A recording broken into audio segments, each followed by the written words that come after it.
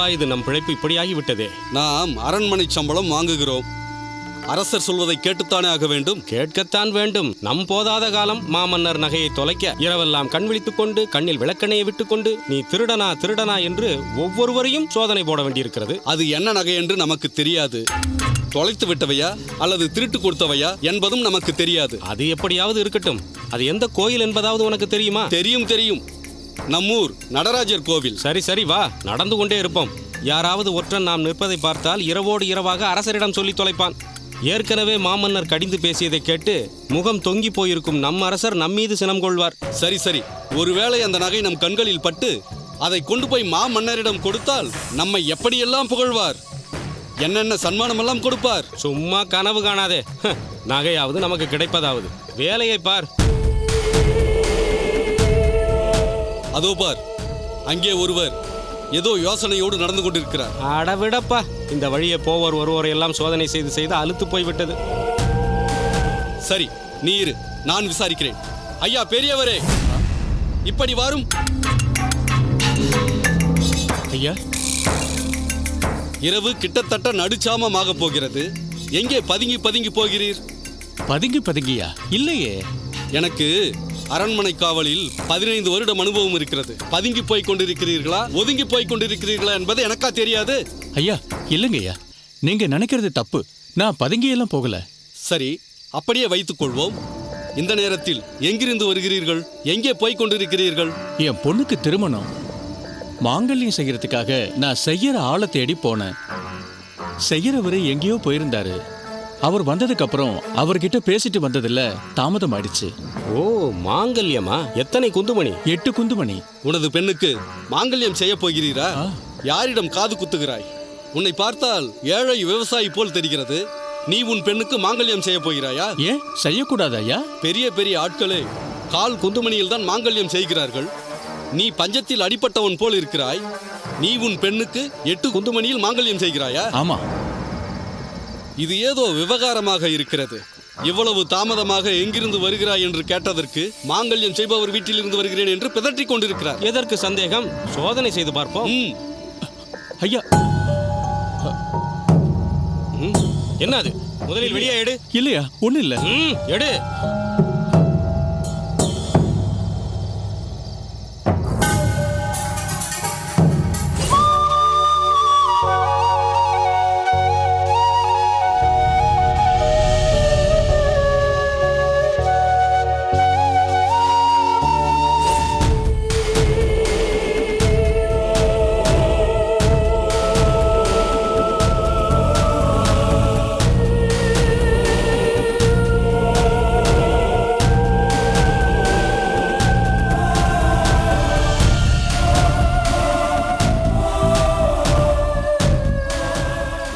அதுதானே பார்த்தேன். மாட்டிக்கொண்டாயா? இது மன்னரின் நகைதானே? இல்லைங்கய்யா, இது என்னோட நகை. முழு பூசணிக்காயை சோற்றில் மறைக்க பார்க்கிறாயா? இவனுடன் என்ன பேச்சு? நேராக அரண்மனைக்கு இழுத்துச் செல்வோம். இவனுடைய நகையா அல்லது அரசர் நகையா என்று அரசரே தீர்மானிப்பார். வேண்டாயா? ஐயாவாவது கொய்யாவாவது. நட நட. என்னோட நகை. ஐயா, விடுங்கய்யா.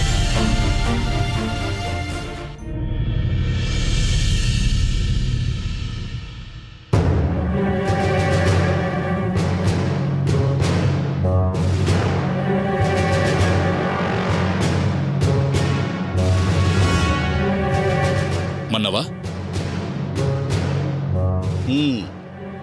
சொல்லுங்கள். இந்த சிற்றரசர் சீவகன் நாட்டில் தங்களுக்கு இப்படி ஒன்று நடந்துவிட்டதே என்று நான் மிகவும் வருந்துகிறேன். வருந்துவதால் என்ன பயன்? வருந்துபவர் எல்லோரும் செய்யக்கூடிய எளிதான காரியம். இந்த அலங்கார சொற்களை எல்லாம் விடுத்து காரியத்தில் கண் வையுங்கள். குறுக்கிடுவதற்கு மன்னிக்க வேண்டும். தேவையில்லாத வீண் வார்த்தைகளை பேசிக் கொண்டிருக்காதீர்கள் பிரதானியாரே. நேரம் செல்ல செல்ல என் வருத்தமும் சினமும் அதிகமாகிக் கொண்டே போகிறது. தளபதியாரே, நீர் இது குறித்து ஏதாவது முயற்சி செய்து கொண்டிருக்கிறீர்களா? அல்லது உம் அரசரோடு சேர்ந்து நீரும் வருந்தி கொண்டிருக்கிறீரா? இல்லை மன்னவா, காவலர்களை முடுக்கிவிட்டு தேடுதல் பணியை தீவிரமாக்கியிருக்கிறோம். தங்களின் காணாமல் போன நகை, திருட்டு போன நகை என்று சொல்.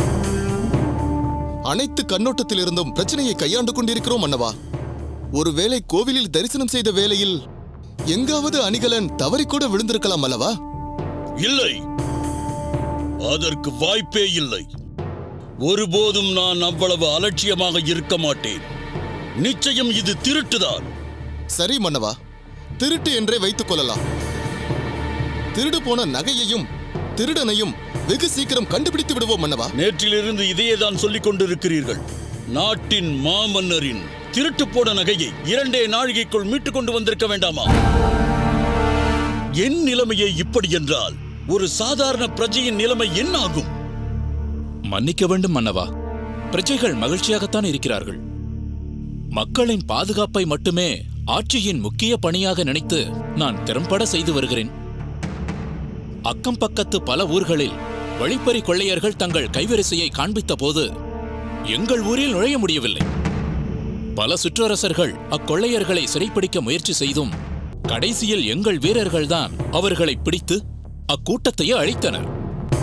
ஆகையால் என் ஆட்சிக்கு உட்பட்ட இந்த ஊரில் திருட்டு என்பதே இல்லை மன்னவா.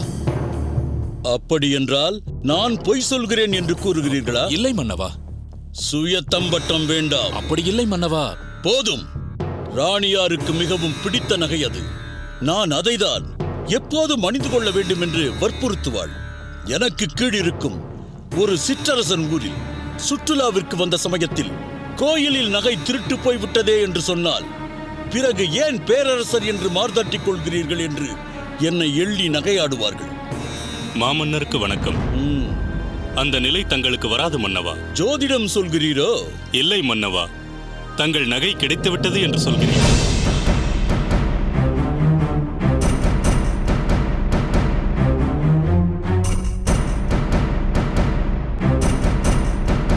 கிடைத்து விட்டதா? சரி, எங்கே அந்த நகை? யாரங்கே? அந்த களவாணியை இழுத்து வாருங்கள்.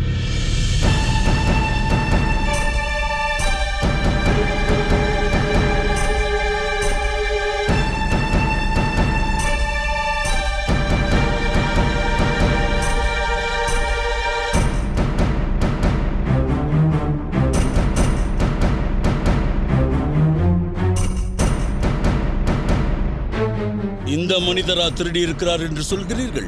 ஆம் மன்னவா. இவரா என்னிடம் நகையை திருடியது? எனக்கு நம்பிக்கை இல்லை. பார்த்தால் மிகவும் அப்பாவியாக தெரிகிறார்.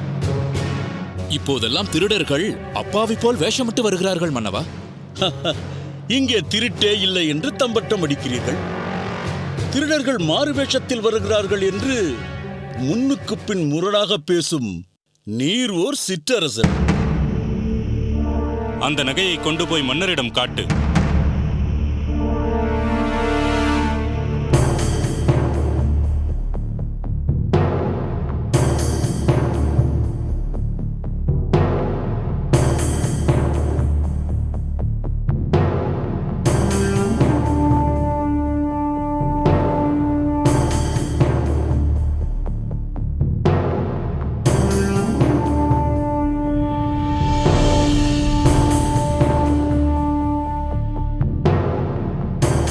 இது என் நகை இல்லை.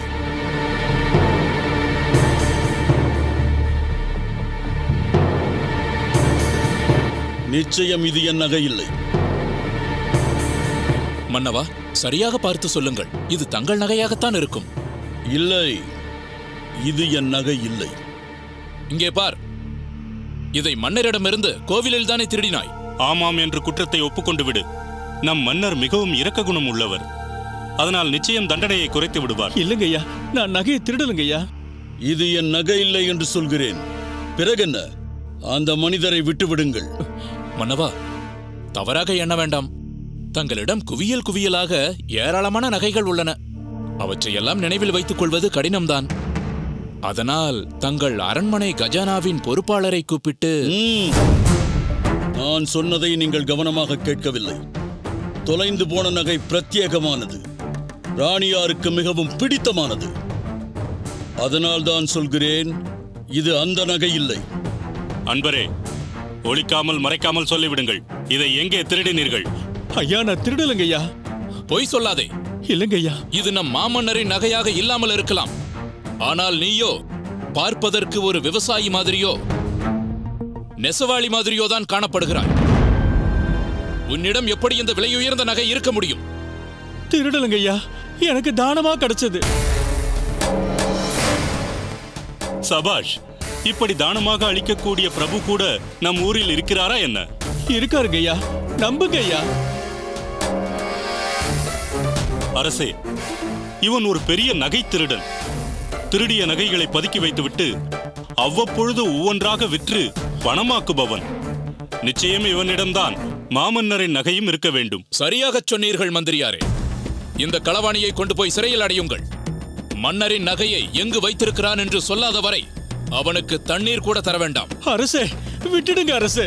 உன் கூளை கும்பிடு என்னிடம் பலிக்காது. மன்னரின் நகையை எங்கே ஒளித்து வைத்திருக்கிறாய் என்று உடனே சொல்லிவிடு. உன்னை உயிருடனாவது விட்டு வைக்கிறேன். இல்லையென்றால் உன்னை பட்டினி போட்டே பரலோகம் அனுப்பி விடுவார்கள் என் காவலர்கள். இழுத்துப் போங்கள் அவனை. அரசே,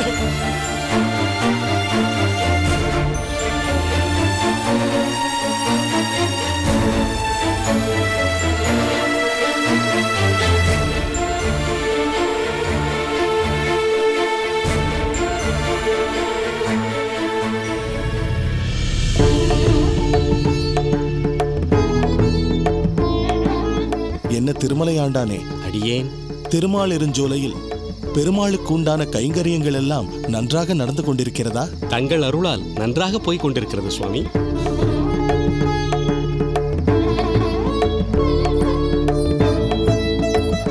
சுவாமி, எங்கள் இருவரையும் ஆசீர்வாதம் செய்யுங்கள். நில்லுங்கள். எங்கு என்ன காரியம் செய்கிறீர்கள்? சுவாமி, சந்நியாசிகளை கண்டவுடன் உடனே நமஸ்கரிக்க வேண்டும் என்று தானே சொல்லி இருக்கிறார்கள். அதைத்தானே செய்தேன். நமஸ்கரிப்பதில் தவறில்லை. ஆனால் கோயிலுக்குள் சந்நியாசியாக இருந்தாலும் நமஸ்கரிக்க கூடாது. தாங்கள் எனது ஆச்சாரியராயிற்றே. ஆச்சாரியனாக இருந்தாலும் இக்கோவிலுக்குள் இருக்கின்ற பெருமாளுக்கே மரியாதைகள் உரித்தானவை. பெருமாளுக்கே நமஸ்காரம் செய்ய வேண்டும் என்றாலும் நம் மனதில் நினைத்த இடத்தில் நமஸ்கரிக்க கூடாது. பலிபீடத்திற்கு அருகிலேயோ அல்லது கொடிமரத்திற்கு அருகிலேயோ தான் நமஸ்கரிக்க வேண்டும். குறிப்பாக அவ்விடத்தில் நமஸ்கரிக்க வேண்டும் என்பதற்கு ஏதாவது தாற்பயம் உள்ளதா சுவாமி? இருக்கின்றது. பலிபீடத்திற்கு அருகே என்றால் நம் அகங்காரத்தை பலி கொடுக்கிறோம். பல கல்யாண குணங்களால் கொடிமரம் போல் உயர்ந்த பெருமாளிடம் நம் தாழ்மையை ஒப்புக்கொண்டு, அதாவது அடியவன் என்று விழுந்து நமஸ்கரிக்கும் போது கோவிலுக்குள் இருக்கும் பெருமாள் அகமகிழ்ந்து நம்மை ஆசீர்வதிக்கிறார். கொடிமரத்தை சேவித்தாலே கோவிலில் உள்ள அனைத்து விக்கிரகங்களையும் சேவித்ததாக பொருள். ஆஹா, ஆச்சாரியர் தடுத்தாட்கொள்ளும் உத்தமர் என்பதையும் நேரில் காணப்பெறும் தெய்வம் என்பதையும் இப்போது நாங்கள் உணர்ந்து கொண்டோம் சுவாமி. உங்கள் கணிப்பெல்லாம் உள்ளே உறையும் பெருமாளுக்கே சமர்ப்பணம். ஆமாம், உன் திருநாமம் தேவநாதன் தானே? சில மாதங்களுக்கு முன் மடத்திற்கு நீங்கள் இருவரும் வந்ததாக ஞாபகம். தாங்கள் கூறியது உண்மைதான் சுவாமி. அடியேன் தேவநாதனே தான். இவள் என் தர்மபத்தினி பங்கஜம். உங்கள் மகளுக்கு வரன் தேடிக் கொண்டிருக்கிறோம் என்றீர்களே, நல்ல வரனாக அமைந்து விட்டதா? இன்னும் சரியான வரனாக ஏதும் அமையவில்லை சுவாமி. அந்தஸ்து இருந்தால் திரவியம் அமையவில்லை சுவாமி. ஒரு சில வரன்கள் தற்போது வசதியாக திரவியத்தோடு இருக்கிறார்கள். ஆனால் பாரம்பரிய அந்தஸ்து இல்லை. அடியேன் ஒன்று சொன்னால் கேட்பீர்களா? முக்கியமாக உமது அகமுடையாள் கேட்க வேண்டும். சுவாமி, எங்கள் ஆச்சாரியர் நீங்கள். தாங்கள் சொல்வதை நாங்கள் தட்டுவோமா? தாராளமாக சொல்லுங்கள். மிகவும் சந்தோஷம். அடியேன் சொல்வதை கவனமாக கேட்டுக்கொள்ளுங்கள். உங்கள் பெண்ணிற்கு வரன் தேடுவதில் அந்தஸ்திற்கும் திரவியத்திற்கும் முன்னுரிமை கொடுக்காமல் வரப்போகின்ற மாப்பிள்ளை குணவானாக இருக்கின்றானா என்று பாருங்கள். வித்தையான கல்வியில் சிறந்தவனாக இருக்கிறானா என்றும் பணிவானவனாக இருக்கின்றானா என்றும் பாருங்கள். முக்கியமாக யாரிடமும் விருப்பு வெறுப்பு இல்லாமல் எல்லோரையும் சமமாக பாவிப்பவனாக இருக்கிறானா என்பதை உறுதி செய்து கொள்ளுங்கள். அதை விட்டுவிட்டு அந்தஸ்திருக்கிறதா திரவியம் இருக்கிறதா என்றெல்லாம் பார்த்து கொண்டிருந்தீர்களானால் அது வியாபாரமாக போய்விடும். மனங்கள் இணைகின்ற திருமணமாக அது இருக்காது. ஏன், நல்ல மணிமணியான பிள்ளைகள் கல்விச் செருக்கில்லாமல் உள்ளதை வைத்து திருப்தியாகவும் மீதமுள்ள நேரத்தில் நம் மடத்தில் கைங்கரியம் பண்ணிக் கொண்டும் இருக்கிறார்களே, அவர்களில் யாரையாவது வரன் பார்க்கலாமே. நன்கு யோசித்து நல்ல குணவானாக தேடுங்கள். உங்கள் பெண்ணும் நன்றாக இருப்பாள். நன்றி நன்றி சுவாமி. சுவாமி. பகவத் கிருபா கடாட்சம் உங்களுக்கு பரிபூர்ணமாக சித்திக்கட்டும். நாங்கள் வருகிறோம் சுவாமி.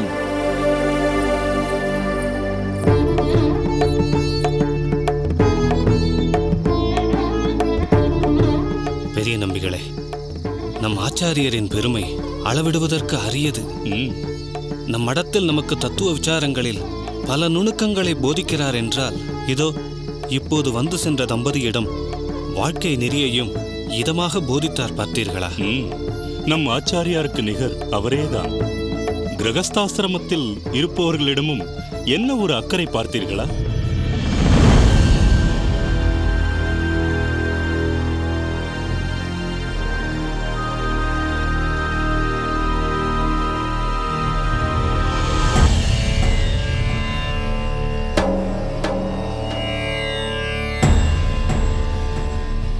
பெரிய நம்பிகளே, அங்கே பாருங்கள். அங்கே நின்று கொண்டிருப்பவர் நம் மடத்திற்கு வந்து நம் ஆச்சாரியருக்கு சிஷ்யராக வேண்டும் என்று நச்சரித்தாரே, அவர்தானே? ஆம் திருக்கோஷ்டியூராரே. மறுபடியும் வந்து விட்டாரே. அவரை எச்சரிக்க வேண்டும். அவரை சும்மா விடக்கூடாது. பாருங்கள்.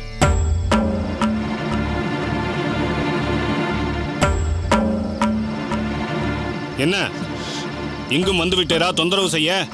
இல்லை சுவாமி, அது வந்து எப்படியாவது மறுபடியும் ஆச்சாரியரை பார்த்து? ஓய், நீர் ஆச்சாரியரை பார்ப்பது இருக்கட்டும், ஆச்சாரியர் உம்மை பார்க்க வேண்டும். மன திருப்தியோடு அவர் உம்மை நினைத்து பார்க்க வேண்டும். அந்த அளவுக்கு உமக்கு கொஞ்சம் கூட பணிவிருப்பதாக தெரியவில்லையே. சுவாமி, அப்படியெல்லாம் இல்லை. நீர் நடந்து கொள்வது அப்படித்தான் தெரிகிறது. இனிமேல் ஆச்சாரியார் மடத்து பக்கம் வரக்கூடாது என்று சொன்னார் அல்லவா?